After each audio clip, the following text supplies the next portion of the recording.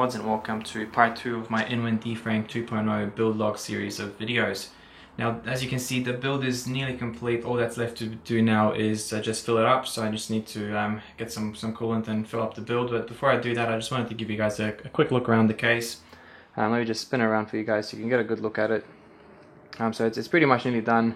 What I want to do in this video is show you guys how I've built into the case, some of the small modifications that I've done, and then also talk a bit about the specs and how I've done the design for the build. So first of all, I just wanted to say that this is one of the craziest, most expensive builds I have ever done. So we have obviously the D-Frame 2.0 chassis, we have two GTX 1080 Founders Edition graphics cards, we have 32 gigs of DDR4 RAM from Avextion, and the star of the show is definitely the 6950X 10-core processor from Intel.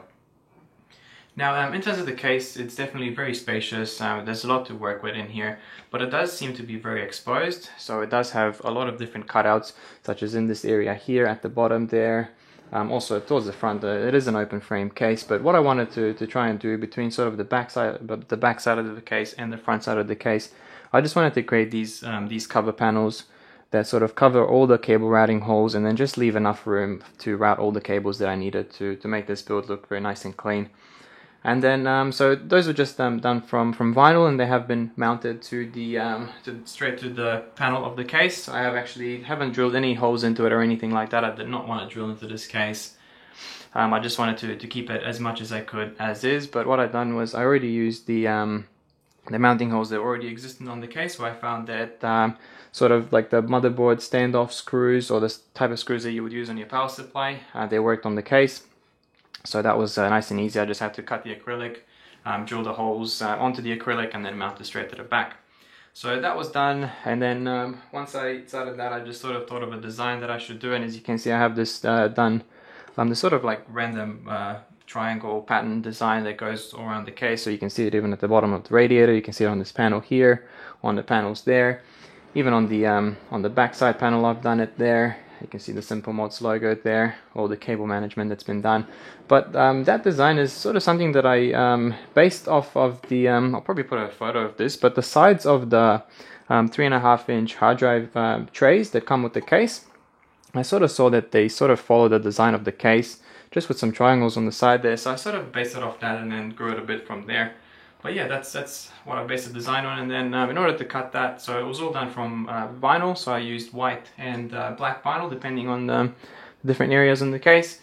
And with that, I do have a vinyl plotter. So it's a Silhouette Cameo 2 vinyl plotter. And I cut everything on there. It's all designed on the computer. And then just cut with that. And it's all pretty much manually hand stuck.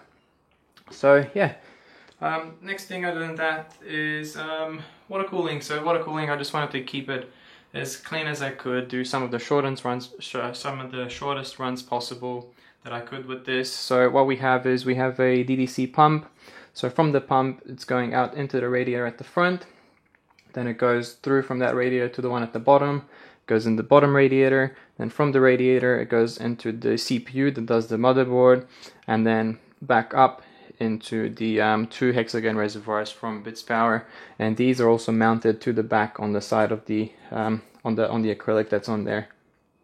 So yeah, nice and clean. I just went for the shortest routes for tubing, just make it all look nice and clean. I did not want to do any pass-throughs or anything like that to put it all in the back, and that's because I wanted to keep the backside as clean as possible with all the cables. And as you can see, I've done the cleanest job as I could with all the cables. Actually, what helped the most is the straight replacement cables that I ordered from CableMod. So CableMod are now one of the first in the world to offer direct power supply replacement cables for Inwind power supplies, such as the S3 1065 watt power supply that comes with the D-Frame chassis, as well as some of Inwind's other power supplies. So I have based this on sort of white. I have chosen the design with the acrylic, also from the motherboard. I will use white cooling as well, and then also black and a bit of green, and the green is really nice, matches the NVIDIA GeForce GTX screen on the graphics card as well as on the case, and this is a NVIDIA edition version. But yeah, that's pretty much it here. Other than that, also if you can see, if I'm not, I'm gonna put a picture up for that.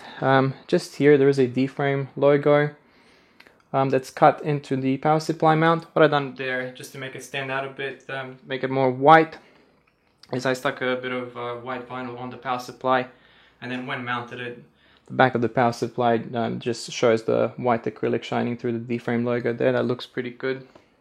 And then, since it is an open frame case, I found it a bit difficult to figure out where I'm going to do the lighting for this case. Now the fans are LED fans, so I'm thinking the two fans at the front will give it a nice glow towards the motherboard and the reservoir, and then we'll give it a nice glow underneath with the fans at the bottom.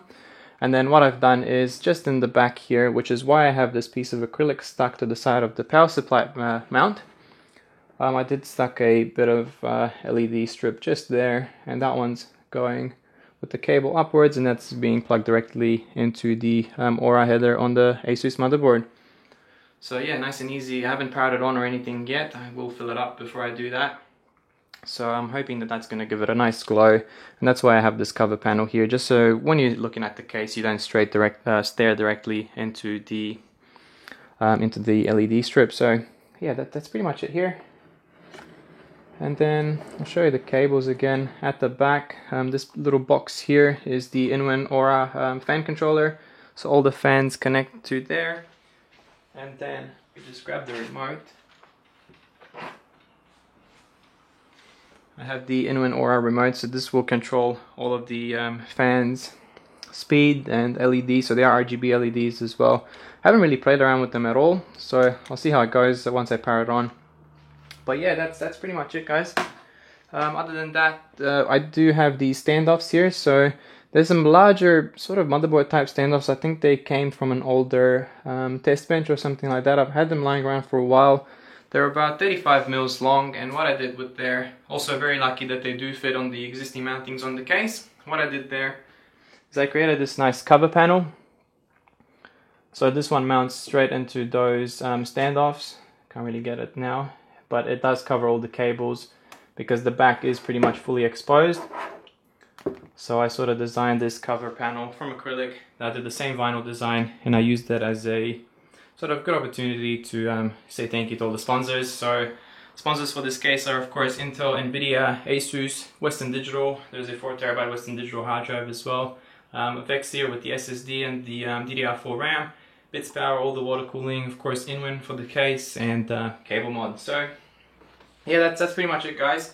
I have also put together a bit of footage while I was building the case, and I'll show you guys some nice shots around the case after this. So yeah, stay tuned for that. Also, if you are from Australia and you are going to PAX Australia in Melbourne, it's coming up shortly. This build will be on display at the ASUS booth there. So yeah, that's pretty much it, guys. Thank you very much for watching this video. Stay tuned if you want to get a good look at the case, and I'll see you guys in the next video. Thanks.